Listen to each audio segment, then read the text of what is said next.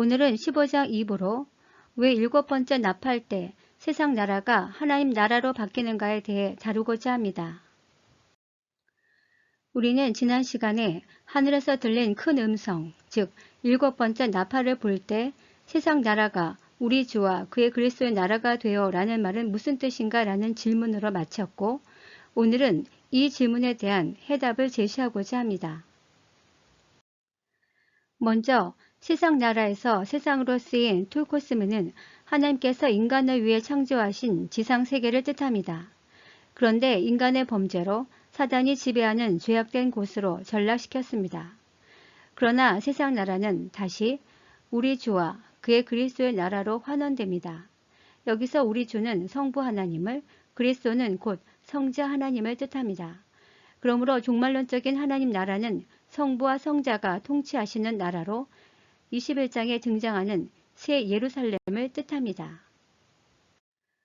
결국 일곱 번째 나팔이 불림과 함께 죄와 고통 그리고 사단이 지배하던 세상이 새 예루살렘으로 바뀌게 되었음을 미리 선포하고 있는 내용입니다. 그런데 문제는 왜 재림 때가 아닌 일곱 번째 나팔을 불 때 세상 나라가 우리 주와 그의 그리스도의 나라가 되었다라고 선포했는가입니다. 먼저 전천년설은 그림에서 보듯이 일곱 번째 나팔이 불릴 때 신약교회가 휴거됨으로 신약이 완성되었다고 보는 것입니다. 그러면 이 땅에는 심판 대상자인 불신자들만 남게 됩니다. 그리고 원칙상 신약 성도는 신약의 완성인 새 예루살렘 성으로 들어가야 합니다. 그런데 문제는 일곱 번째 나팔과 새 예루살렘 사이에 일곱 대접 심판과 재림, 천년 왕국이라는 물리적 시간과 사건이 존재합니다. 따라서 휴거된 성도는 이 땅을 천년 동안 통치한 후 새 예루살렘에 들어가게 됩니다. 결국 신약교회 관점에서만 보면 일곱 번째 나팔이 불릴 때 모든 성도가 휴거되었기 때문에 신약의 나라가 완성되었다라고 예언적 선포를 한 것입니다. 이를 명확하게 하기 위해 신약과 구약을 분리시켜 보면 그림에서 보듯이 십자가 사건과 일곱 번째 나팔이 신구약을 구분하는 기준점이 됨을 알 수 있습니다. 그리고 신약 시대의 이스라엘 역사는 재림의 이정표가 됩니다. 그렇기 때문에 일곱 번째 나팔과 새 예루살렘 사이에는 일곱 대접과 재림, 천년 왕국은 구약의 완성인 천년 왕국을 위한 물리적 시간이자 사건인 것입니다. 그리고 일곱 대접 심판의 핵심 중의 핵심은 바로 아마겟돈 전쟁입니다. 그렇다면 하나님은 왜 굳이 천년 왕국을 성취하시려는 것일까요? 결론부터 말하자면 먼저 실패하신 하나님이 될 수 없기 때문입니다. 왜냐하면 구약을 통해 이스라엘에게 약속한 나라를 온전히 이 땅에서 성취하기 위해서입니다. 그리고 모두 민족을 구원하기 위해 선택받고 희생된 이스라엘을 위로하기 위해서입니다. 우리는 이전에 47강과 48강에서 이미 천년왕국에는 누가 들어가는가, 그리고 구약에 표현된 나라는 왜 천년왕국인가에 대해 잠깐 다룬 적이 있습니다. 지금부터는 천년왕국은 왜 이스라엘을 위한 나라인지에 대해 잠깐 설명드리고자 합니다. 사실 구약시대는 실패할 수밖에 없는 시대였습니다. 왜냐하면 하나님의 율법을 온전히 지켜 스스로 구원을 이룰 수 있는 사람이나 민족은 없기 때문입니다. 이는 로마서 3장 20절 율법의 행위로 그의 앞에 의롭다 하심을 얻을 육체가 없나니 라는 말씀을 보면 잘 알 수 있습니다. 그럼에도 불구하고 구약시대가 필요했던 목적은 바로 메시아가 이 땅에 오실 이유와 명분이 필요했기 때문입니다. 한마디로 구약시대의 목적은 인간 스스로 의를 이룰 수 없음을 증명하는 시대였던 것입니다. 다시 말해 구약시대가 없었다면 예수님께서 이 땅에 오셔야 할 근거도 없고 이유도 없고 명분도 없고 또한 예수 그리스도가 누구인지에 대한 근거도 없게 됩니다. 한마디로 갑자기 메시아가 와서 너희를 구원하러 왔노라 하시며 십자가에 죽는 결과를 낳게 됩니다. 그렇기 때문에 구약시대가 반드시 필요했던 것입니다. 그리고 이를 위해서 하나님께서 선택하신 민족이 바로 이스라엘입니다.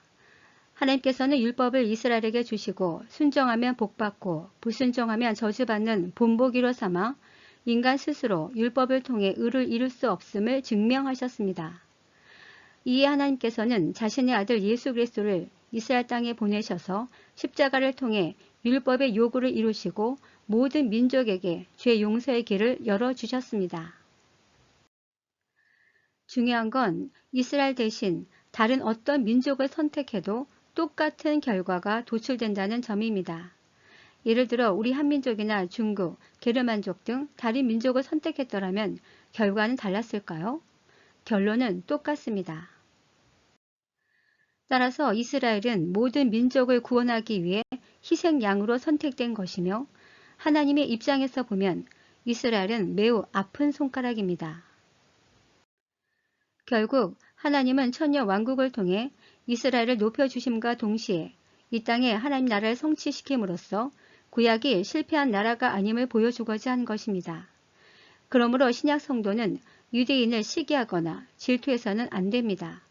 오히려 신약 성도는 그 이전에 휴거가 되어 하늘에서 천년 왕국을 통치하기 때문에 시기 질투할 이유가 없습니다. 그렇기 때문에 구약 성경에 표현된 하나님 나라는 천년 왕국입니다.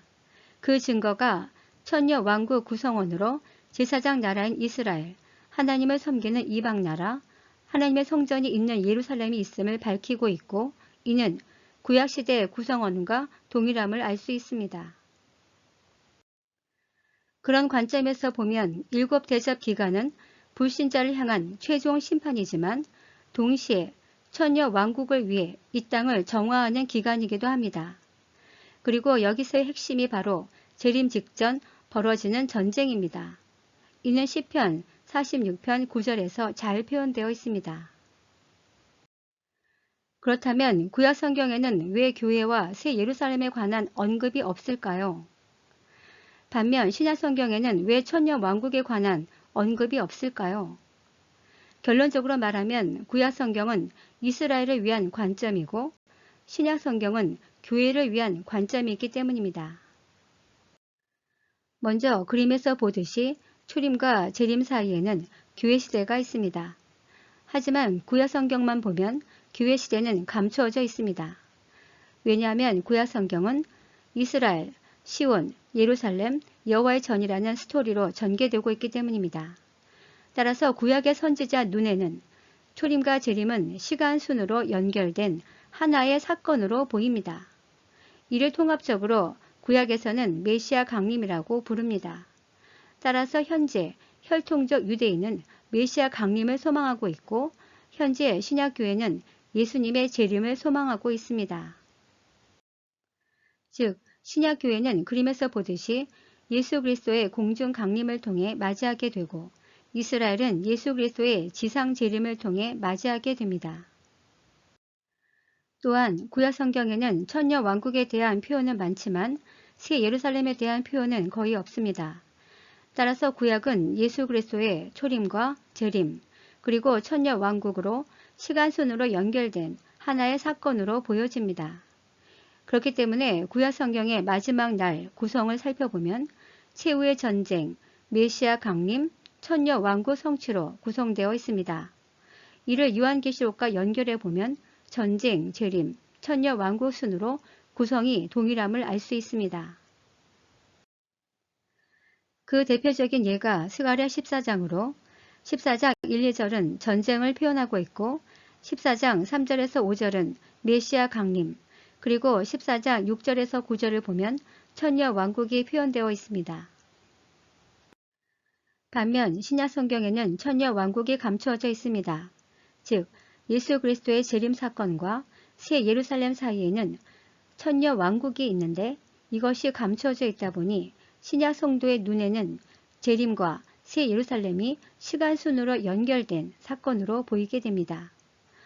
왜냐하면 요한계시록의 주인공은 신약 교회이기 때문에 천년 왕국이란 표현이 거의 등장하지 않습니다. 문제는 무천년설 또한 구약의 이스라엘이 착각했던 것처럼 동일한 착각을 하고 있다는 사실입니다. 다시 말해 무천년설은 계시록 20장 4절 천년 동안 왕노릇하리라는 표현을 재림 이후 천년 왕국을 주장하던 전천년설과 달리 천년 왕국을 십자가 사건부터 재림까지 지금 이 시대가 천년 왕국이라고 주장하고 있습니다.